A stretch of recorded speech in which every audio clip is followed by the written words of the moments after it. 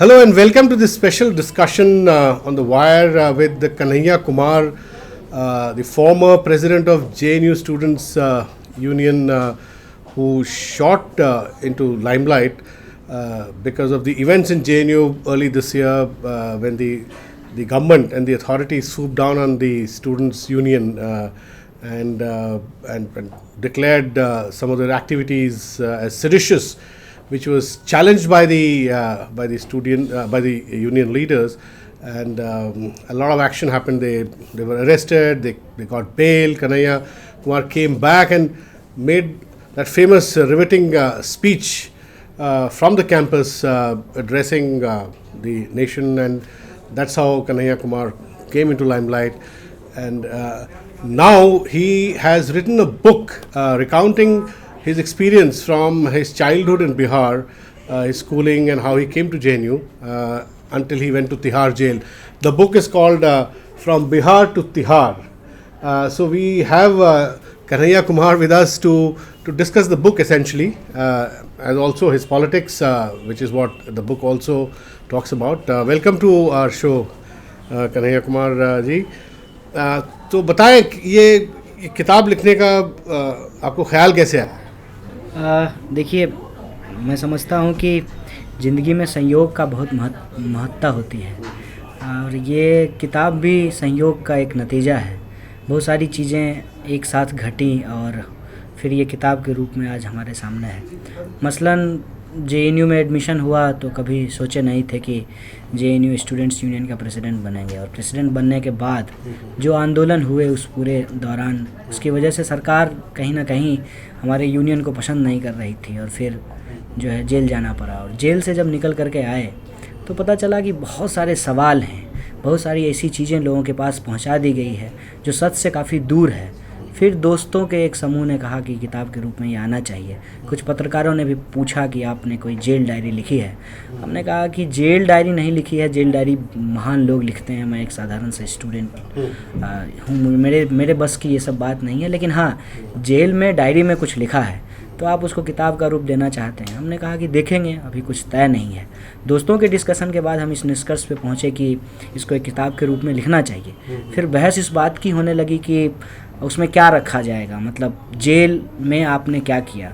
तो मेरा मानना था कि जेल में हमने क्या किया ये ज़्यादा महत्वपूर्ण नहीं है। महत्वपूर्ण ये है कि टाइम भी कम था। हाँ, जवाहरलाल नेहरू ने लंबा अरसा 10-12-15 साल बिताया, तो बड़ी बड़ी किताबें लिखी थी। वैसे भी जब आप जेल के बारे में लिख रहे होते हैं तो जेल की अथॉरिटी किसके पास है, कौन लोगों को जेल पहुंचाता है, और कैसे लोग जेल पहुंचाए जाते हैं, खास करके राजनीतिक मामलों में, मैं क्राइम की बात नहीं कर रहा। तो ये ज़रूरी हो जाता है कि जेल गए क्यों, जेल में कैसे आपने दिन बिताया, उससे ज़्यादा महत्वपूर्ण है कि जेल आप पहुँचे कैसे। इन चीज़ों के बारे में लिखा जाए, और इस रूप में ये टाइटल बना बिहार से तिहार। और ये कोई ऑटोबायोग्राफी नहीं है, ये एक पॉलिटिकल मेमोयर है कि किस तरीके से भारत के गांव का एक इंसान, किस तरीके से उसके अंदर राजनीतिकरण होता है, उसका पॉलिटिसाइजेशन होता है, कैसे कॉन्शियसनेस जो है वो उसकी बिल्डिंग होती है, चेतना का निर्माण कैसे होता है, जीवन में कौन सी ऐसी घटनाएं घटती हैं जिस पे जो इंसान पे बहुत गहरा असर छोड़ता है। उन चीज़ों को ही हाईलाइट करके जो है वो एक शब्द का रूप दिया गया, और ये आज किताब के रूप में हमारे सामने है। तो मैं किताब पढ़ रहा था आपका, मुझे ये लगा कि आपका जो असली पॉलिटिसाइजेशन जो हुआ है वो इतना बिहार में नहीं हुआ था जितना स्कूल में कम था, मगर पटना जाने के बाद भी इतना नहीं हुआ जितना JNU में आके आपने जब एक बड़ी व्यवस्था देखी, जो देश जिस तरह चलता है, जो एजुकेशन सिस्टम जिस तरह चलता है, और डिस्क्रिमिनेशन वगैरह आपने देखा, और स्टूडेंट्स यूनियंस और यूनिवर्सिटीज़ के जो आपने यूनियंस की जो प्रॉब्लम्स देखी, और एक किस्म का कोलिशन, जैसे अंबेडकर स्टूडेंट्स एसोसिएशन, जैसे रोहित वेमुला की बात करी आपने। और तो ये ख्याल आपके पहले बिहार से शुरू हुए कि यहाँ JNU में आके ज़्यादा कंसोलिडेट हुआ कि एक ब्रॉडर लेफ्ट अंबेडकराइट कोलिशन बनना चाहिए? बात यह है कि सवाल तो बचपन से ही दिमाग में आने शुरू हो गए।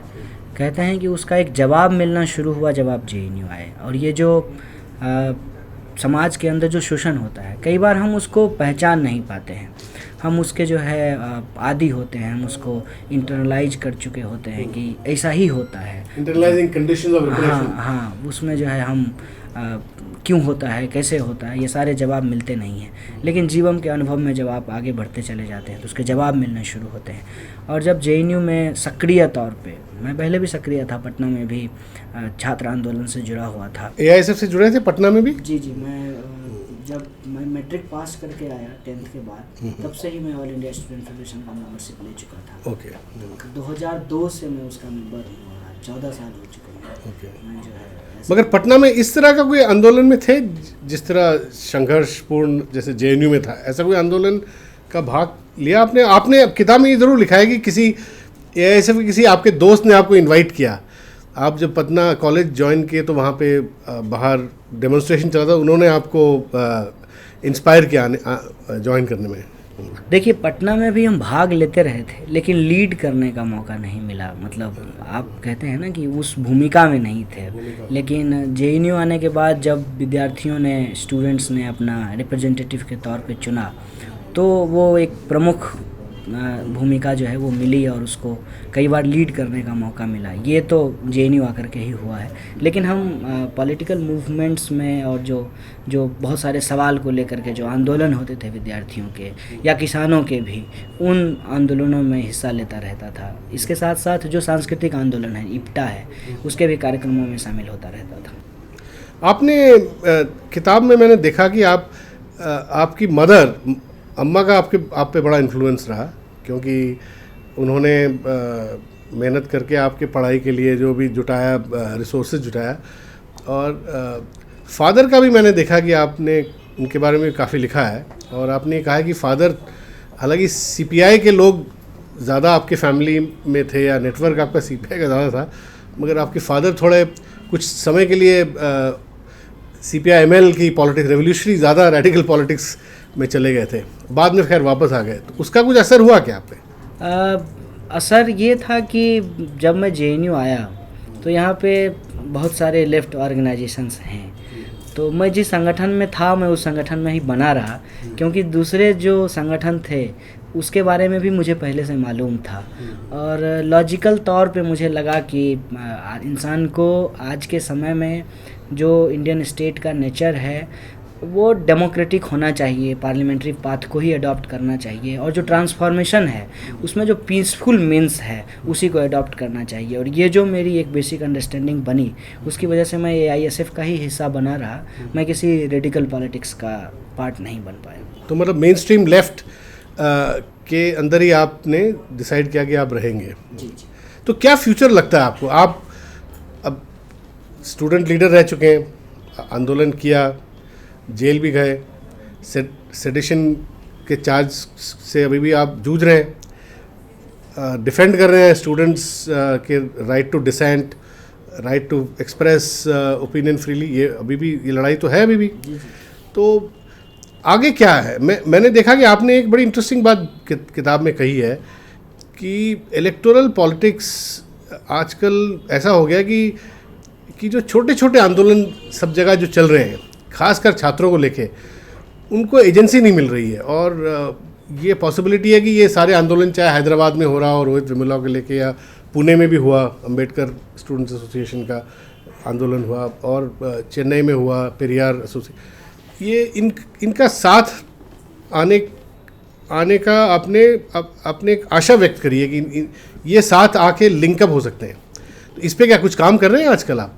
पहली बात तो ये है कि ये हम लोगों के समय की, हमारी पीढ़ी की सबसे बड़ी चुनौती है कि हिंदुस्तान में अगर हम राजनीतिक आंदोलन और सामाजिक आंदोलन के इतिहास को देखते हैं तो इसमें एक गैप है। जो लोग सामाजिक कार्यकर्ता के तौर पे मीडिया में या फिर अलग अलग प्रोफेशन में समाज के अंदर voice of dissent, human rights या जितने भी राइट्स की लड़ाई होती है, right to food, right to information, ये तमाम लड़ाइयाँ जो लड़ रहे लोग हैं, चाहे वो किसी पॉलिटिकल पार्टी के मास ऑर्गेनाइजेशन के प्लेटफॉर्म पे लड़ते हों या किसी एनजीओ के माध्यम से लड़ रहे हों या इंडिविजुअल लेवल पे लोगों को ऑर्गेनाइज करके लड़ रहे हों, उनका हिंदुस्तान की जो मेन स्ट्रीम पॉलिटिकल पार्टी है, मेन स्ट्रीम जब हम बोलते हैं तो इसका मतलब ये नहीं है कि सिर्फ वही पॉलिटिकल पार्टी हैं, वो पॉलिटिकल पार्टियां जिनका चुनाव में एक इन्फ्लुएंस है और दबदबा है, उनके जो सवाल हैं, इन दोनों के बीच में आपको कोई सिमिलर पॉइंट नहीं मिलेगा। मतलब जो सामाजिक कार्यकर्ता जिन बातों को लेकर के सामाजिक आंदोलन लड़ रहे हैं, वो मुद्दे राजनीतिक मुद्दे नहीं बनते हैं, वो पॉलिटिकल पार्टी के मैनिफेस्टो में शामिल नहीं हो पाते हैं। तो ये जो गैप है, इस गैप को अगर हम नहीं भरेंगे तो सोशल ट्रांसफॉर्मेशन को आगे ले जाना या फिर डेमोक्रेसी को स्ट्रेंथन करना या समाज के अंदर जो कहते हैं रेग्रेसिव आइडियाज़, उसको हम डिफीट नहीं कर पाएंगे। तो उसकी एक यूनिटी ज़रूरी है। उसके लिए कॉमन ग्राउंड अगर कहीं तैयार हो सकता है तो वो स्टूडेंट पॉलिटिक्स है, वो स्टूडेंट मूवमेंट है। क्योंकि स्टूडेंट जो है वो अलग अलग क्लास, कम्युनिटी, अलग अलग कास्ट से, अलग अलग रिलीजन से, अलग अलग कल्चरल बैकग्राउंड के लोग एक यूनिवर्सिटी में आते हैं। फिर उनके बीच में जो है एक संवाद होता है और उनका जो कंसंट्रेशन है नंबर वाइज भी, उनकी जो डेमोग्राफी है, वो इस बात की संभावना पैदा करती है कि तमाम तरीके के पॉलिटिकल पार्टी एक साथ आ पाएँ और कोई एक कॉमन मिनिमम प्रोग्राम बन पाए। अभी आप देखिए कि JNU में जो हुआ, मतलब 9 फरवरी इंसिडेंट के बाद जो सारी पॉलिटिकल पार्टियां आई हैं, तो जो एक अपोजिशन यूनाइट हुआ है, उससे कहीं ना कहीं जो सत्ता पक्ष है वो कमज़ोर हुई है। और सत्ता पक्ष अब क्या बोल रही है, आज के ये अखबार में था कि नजीब के मसले पे तमाम पॉलिटिकल पार्टियां राजनीति कर रही है। ठीक है, अब ये बात कौन बोल रहे हैं? ये बात खुद राजनीति करने वाले लोग जो किसी पॉलिटिकल पार्टी के स्पोक्स पर्सन हैं या प्रमुख हैं, वो बोल रहे हैं। ऐसा लगता है कि एक नेता ये कह रहा हो कि नेतागिरी खराब है, मतलब राजनीति करने वाले लोग राजनीति करने पे आरोप लगा रहे हैं। तो उसको काउंटर करने की ज़रूरत है। तब ये सिमिलर पॉइंट जहाँ तैयार हो रहे हैं, वो जो एक कॉमन ग्राउंड तैयार हो रहा है, उस पर एक सॉलिडिफिकेशन हो पाएगा और लोग एक साथ आ पाएंगे। काउंटर इस रूप में करना है कि गायब करने की राजनीति के खिलाफ लोगों के अधिकार को सुनिश्चित करने के लिए सबको एक साथ आना पड़ेगा। मतलब रोहित वेमुला के लिए आज अगर राहुल गांधी जी बोल रहे हैं, तो कल को अगर राहुल गांधी जी सत्ता में आते हैं तो वो रोहित एक्ट को लागू करवाएंगे या रोहित एक्ट के सवाल को अपने चुनावी मैनिफेस्टो में शामिल करेंगे। इस बात पे अगर स्टूडेंट एक सहमति बना पाएँ और एक दबाव समूह के तौर पे मुख्यधारा की चुनाव लड़ने वाली पॉलिटिकल पार्टी को मजबूर कर सकें कि वो मैनिफेस्टो में इन चीज़ों को जगह पड़े, तो ये सोशल ट्रांसफॉर्मेशन में मदद करेगा। क्योंकि इससे एक इंस्टीट्यूशनल करेक्शन का सवाल जो है वो पैदा होता है कि मान के चलिए हम ऑक्यूपाई UGC आंदोलन लड़ रहे थे और हमारा सवाल था कि शिक्षा को WTO के अंदर नहीं बेचा जाना चाहिए, और हमारे आंदोलन में अगर कांग्रेस शामिल हो रही है तो कांग्रेस ये वादा करे कि अगर हम सत्ता में आएंगे तो बजट कट नहीं होगा एजुकेशन में।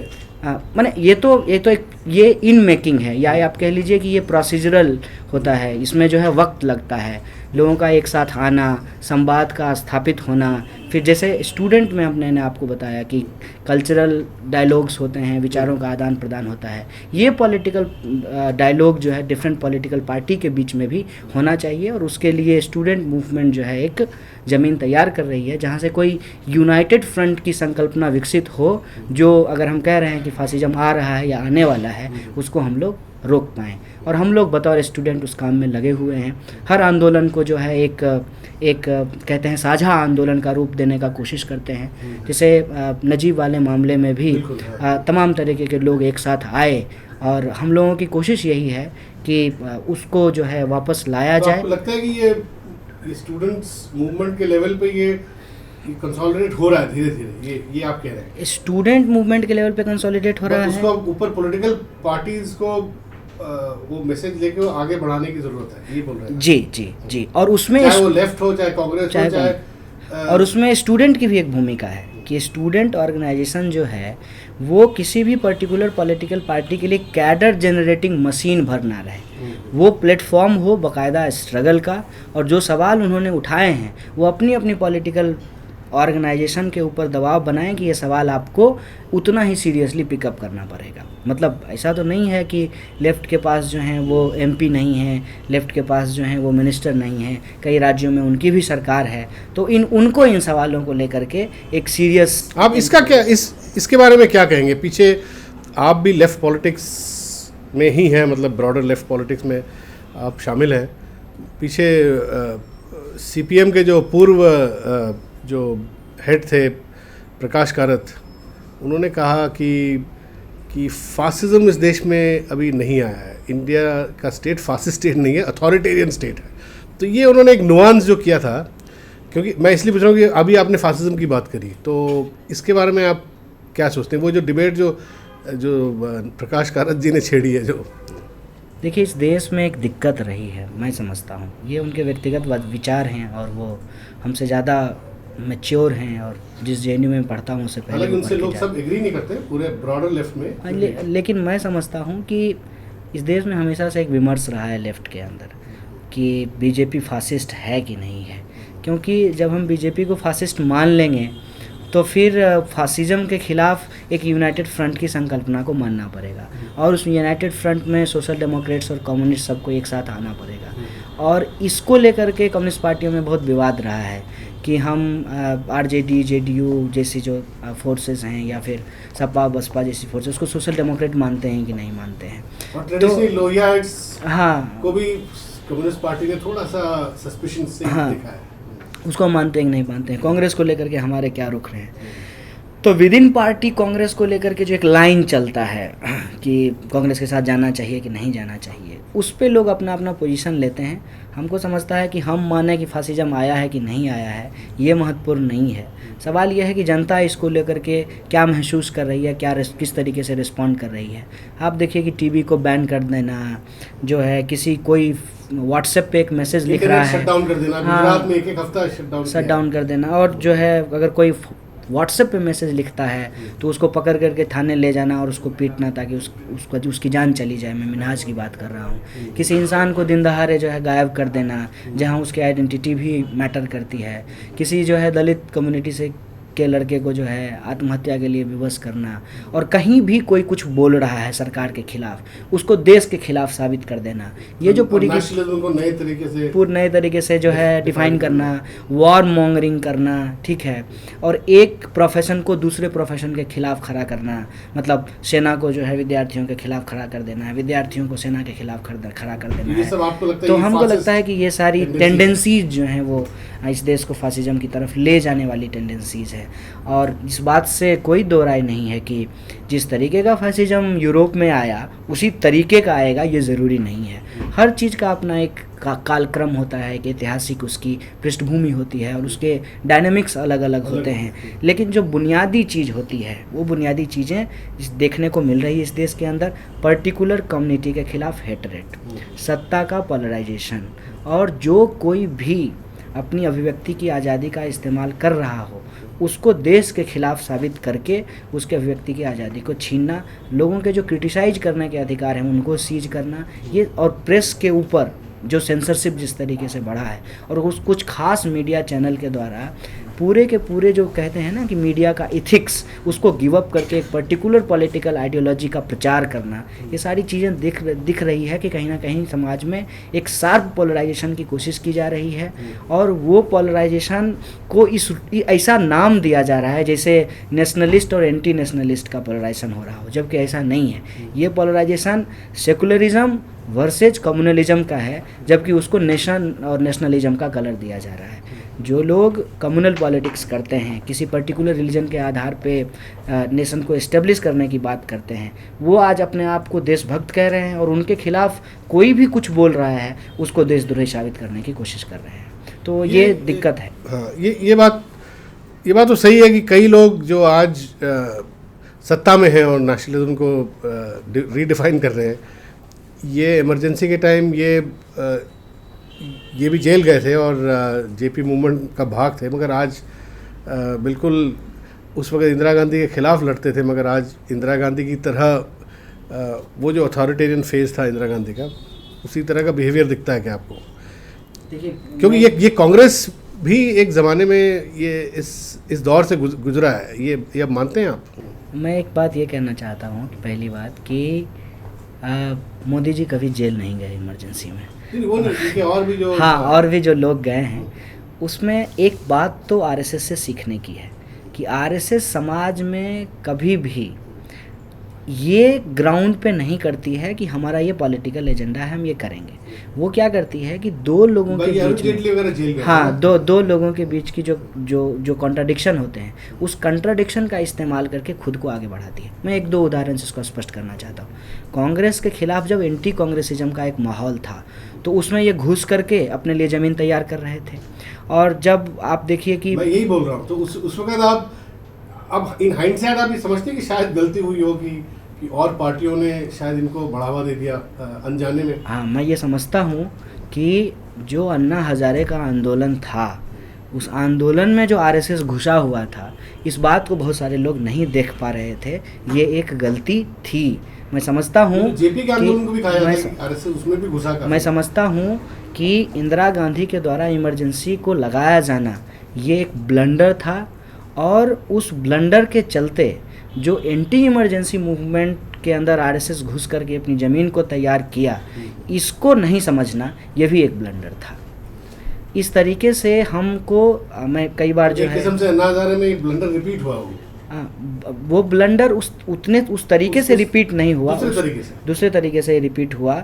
उसमें एक अच्छी बात ये रही कि इनके लिए एक काउंटर प्रोडक्टिव तैयार हो गया। उस आंदोलन से जो केजरीवाल निकले हैं, अन्ना हजारे के आंदोलन से जो निकले हैं, उनके ऊपर जो इनका पकड़ नहीं है, वो इनके लिए काउंटर प्रोडक्टिव का काम कर रहा है। और आप देखिए कि आज एंटी बीजेपी या एंटी आरएसएस जो आंदोलन हो रहे हैं, ये जो धारा निकला है, ये धारा उसमें शामिल हो रहा है और ऑपोजिशन के वॉइस को स्ट्रॉन्ग कर रहा है। तो ये समझदारी जो है उस वक्त भी लोगों को दिखानी चाहिए थी इस रूप में कि एंटी कांग्रेस अगर आंदोलन हो रहा है, वो बेशक हो, किसी भी ऑथोरिटेरियन रिजिम के खिलाफ आंदोलन होना ये अच्छी बात है, लेकिन इस बात का हम ध्यान रखें कि इसका फ़ायदा वैसे लोगों के हाथ में ना चला जाए जो प्रिसाइजली डेमोक्रेसी के खिलाफ है। मतलब जो जिसको दूर दूर तक डेमोक्रेसी से कोई लेना देना नहीं है, जिसको दूर दूर तक सेकुलरिज्म से कोई लेना देना नहीं है, वैसे ताकतों से सावधान रहने की ज़रूरत है, और उस समय भी होनी चाहिए थी। मैं आपसे एक और बात पूछना चाहता हूँ। आप क्योंकि यूथ लीडर रहे हैं और यूनिवर्सिटीज़ में संपर्क में रहते हैं यूथ ऑर्गेनाइजेशंस के, आपको लगता है कि हिंदुस्तान में भी जो बाकी दुनिया में भी हो रहा है कि एक किस्म का एक नया एक पॉलिटिक्स पैदा हो रहा है जो एक पूरे ग्लोबल इकोनॉमी के एक बिल्कुल एक failure of growth, failure of capitalism के बैकग्राउंड में कि identity politics, religion based politics, cultural issues को लेके ज़्यादा पॉलिटिक्स दुनिया में भी इसका टेंडेंसी दिख रहा है, इसके बजाय कि जो प्रॉपर जो जिसे कहते हैं जेन्युइन मुद्दों में इश्यूज़ बेस्ड पॉलिटिक्स के बजाय उस तरह का टेंडेंसी यहाँ भी आपको स्टूडेंट से बात करते हुए या संपर्क में रहते तो क्या लगता है आपको? मैं ये समझता हूँ कि दुनिया के अंदर जो फिनेंशियल कैपिटलिज्म का क्राइसिस है, उसके चलते एक एंजाइटी है, लोग सड़कों पे उतर रहे हैं और वहाँ पे अलग अलग सवाल हैं, जैसे बेरोज़गारी का सवाल, फ़ी हाइक के ख़िलाफ़ लोग सड़कों पे उतर रहे हैं। अभी साउथ अफ्रीका का एक स्लोगन था, fees must be for education for all. इस तरीके के स्लोगन्स आ रहे हैं और लेफ़्ट लीनिंग गवर्नमेंट भी जगह जगह पे जो है बनने शुरू हुए हैं। बर्नी सैंडर्स ने जिस तरीके से परफॉर्म किया है, उसको जो है डेमोक्रेट के अंदर भी एक लेफ़्ट लिबरल फोर्स माना जाता है, तो वो एक बन रहा है।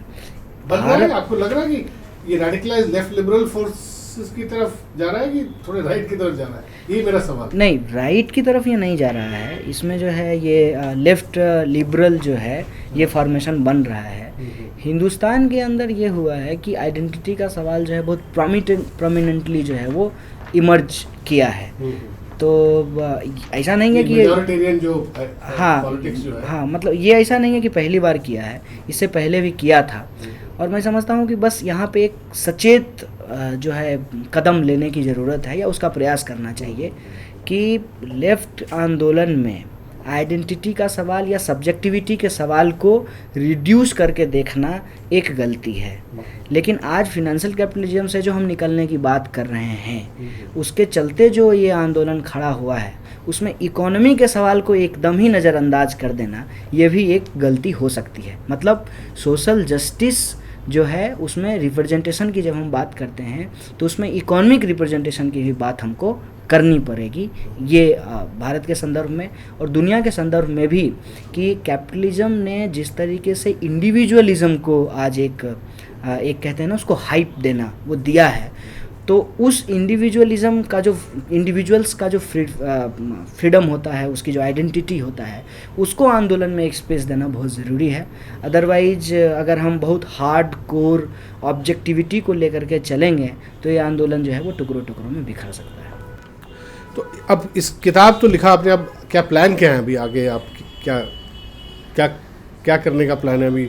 आप पढ़ाई तो आपकी हो गई है, तो अभी क्या करने का इरादा है? पढ़ाई हुई नहीं है। अब पीएचडी तो खैर चलता रहता है। नहीं पीएचडी खैर चलता रहता है नहीं, पीएचडी को एकदम अच्छे तरीके से करना है, क्योंकि पीएचडी करने में मुझे बहुत सारी दिक्कतें इस दौरान आई है। 8-9 महीने जिस तरीके के बीते हैं, तो बहुत सीरियसली पीएचडी करना है। जुलाई में पीएचडी जमा करेंगे और पीएचडी जमा करने के बाद इस देश के हज़ारों करोड़ों बेरोज़गार की भीड़ में शामिल होकर के हम भी रोज़गार की तलाश करेंगे, और रोज़गार मिलेगा तो काम करेंगे। और साथ फुल टाइम पॉलिटिक्स और नौकरी कैसे मैनेज करेंगे? अगर सीपीआई में अगर आप फुल टाइम पॉलिटिक्स करें? नहीं, मेरा मानना है कि ये पॉलिटिक्स अलग, नौकरी अलग, व्यक्तिगत जीवन अलग, ये नहीं मानना पड़ेगा। जीवन एक साथ चलता है, व्यक्तिगत जीवन भी, सामाजिक जीवन भी, राजनीतिक जीवन भी, प्रोफेशन का सवाल भी, उसको एक साथ लेकर के चलना पड़ेगा। अभी तक उसको एक साथ ही लेकर के चले हैं, आगे भी एक साथ चलने की कोशिश करेंगे। और बाकी ये केसेस वगैरह अभी डील करने हैं उससे कि चल रहा है अभी भी? डील उसमें क्या करना है, सरकार के पास कुछ है नहीं। हमने कई बार कहा कि इतना बड़ा मुद्दा, देश का मुद्दा, सारे मीडिया चैनल, गृह मंत्री का ट्वीट, हाँ, लेकिन अभी तक पुलिस जो इस मामले में चार्जशीट फाइल नहीं की है। 9 महीने हो गए हैं, 3 महीने के भीतर ही चार्जशीट फाइल करना होता है, अभी तक कोई चार्जशीट नहीं किया है। इसका ड्रॉप भी नहीं कर रहे हैं। इसका मतलब ये सिर्फ मामले को लटका करके रखना चाहते हैं। हम तो कहते हैं कि अगर सबूत है तो न्यायालय में पेश कीजिए, दोबारा जेल भेजिए, या जनता के सामने हाथ जोड़ करके माफ़ी मांगिए कि गलती हो गई थी, हमने गलत पकड़ लिया था लोगों को। Anyway, thank you very much for talking to us Kanhaiya Kumar. अच्छा लगा आप हमारे इसमें आए डिस्कशन में। That's all we have for now.